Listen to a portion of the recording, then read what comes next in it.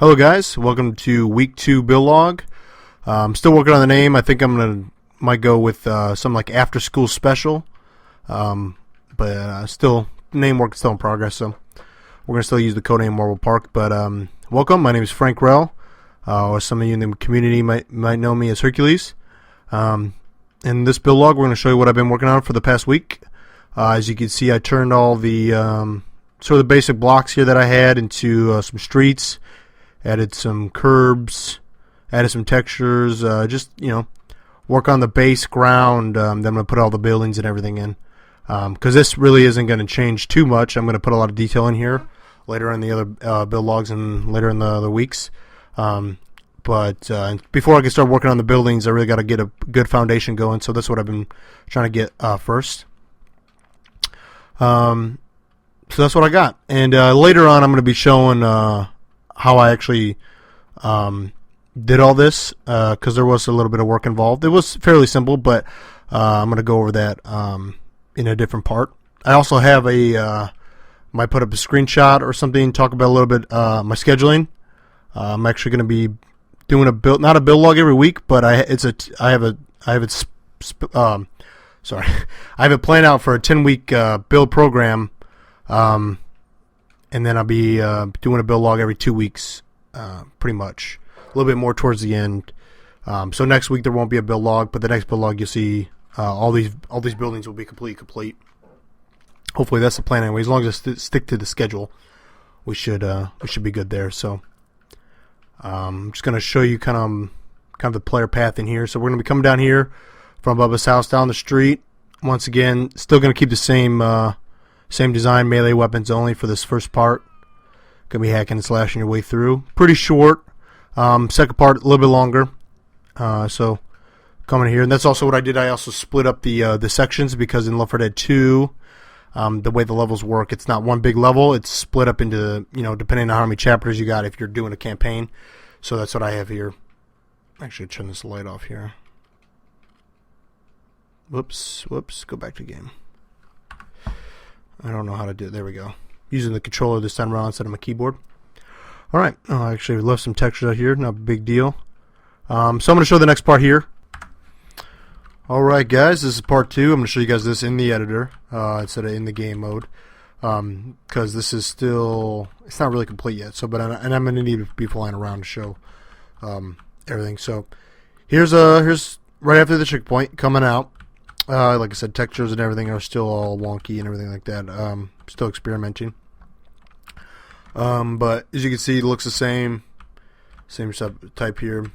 More blockades, same from week 1. But I got a little bit of the, roads and everything all finished for this week. So buildings will be done actually this week as well. So the next build log will have all the buildings complete. Looking forward to doing that. So here we go. I'm going to go walk you through here. Coming out of Brian's house, head down the road, roadblock, going through the school here. And I'm still working on kind of the design of this place. I think I'm going to block off this kind of hallway here, because this is the office of the school. And what I'm going to do, I'm going to have the player actually go in here, radio a helicopter and be picked up in the next level, and then have the player head to the roof right from here. Maybe there'll be like a ladder. And then if I do that, then I'm going to have to extend that road all the way through here, but there ain't actually any houses over here, so there won't be a lot of work. It's all mostly just trees and everything on that road. So you just head across here on the rooftop, and then you'll just jump down. And what I'm still thinking about doing, I'm actually thinking about having you jump over here and then running down into this field here, and then having an open field and kind of finding your way back to the road. Or I might just have multiple paths. You can jump down that way or jump down this way, open up this blockade here, something like that. I haven't really decided yet, but I'll figure all that out once I actually build all the houses during this week. So you come down here. If you come down this way to the road, actually didn't put a texture there, but that's not a big deal. Houses, all that stuff done. So that's all I've been working on this week. And now here, I stopped because this is where the road actually curves upward, so all this here will have to be I'll have to displace everything and start making all this out of terrain and make it all more lifelike instead of just all flat. Most of this stuff is pretty flat, and in the game you won't really notice it. I'm I'm going to bump it up a little bit, but it really doesn't really take shape until he gets over here. So that's another part of I'm going to be working on this week that I can have that I can show you in the next build log. So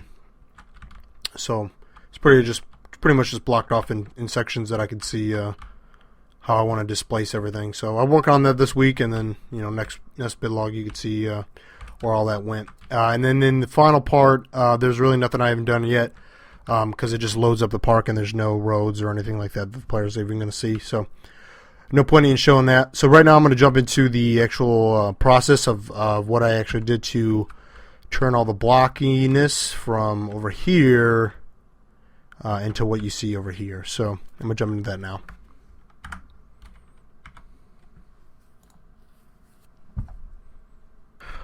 Alright guys, so what you're seeing here is the process of making the little corner piece and the slopiness, kind of how the sidewalk connects with the street, because the sidewalk is raised up a little bit higher in the street for all the grass and everything to sit in.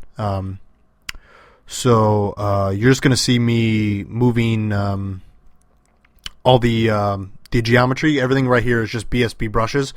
And it started off as just simple squares and sitting on the grid as just blocks. So I went in and I used the vertex tools and the clipping tools. I just cut everything up and I spliced it up. Then I just started moving everything around in points to kind of get the kind of design I was going for here. Really, there's not a whole lot to talk about. I might just leave the video up for you guys to watch, but really it's just a process of taking the BSB brushes and then just converting it into what you want it to look like. Mostly BSB brushes is just used for really basic stuff, but I didn't really have any skills in 3D modeling, so I couldn't model my own curbs or my own walkways and sidewalks and everything like that. So I had to use BSB brushes and put textures over them. So that's what I'm doing here. And I'll just leave this video up, let it run. You can just kind of tell, see the process of it. And really, this is kind of how I did this entire week. But the curbs on the next to the grass, you'll see those are 3D models that were used, that were in the base engine. I didn't make those myself, so I got lucky there. Those are pretty easy, or pretty well, I say perfect for what I was going for. Those actually I couldn't even make out of BSB brushes. They were, I tried to make them and they just look really bad. So those really made it look a lot better. And in the upcoming weeks, when I actually put more detail into it, you'll see everything look a lot better.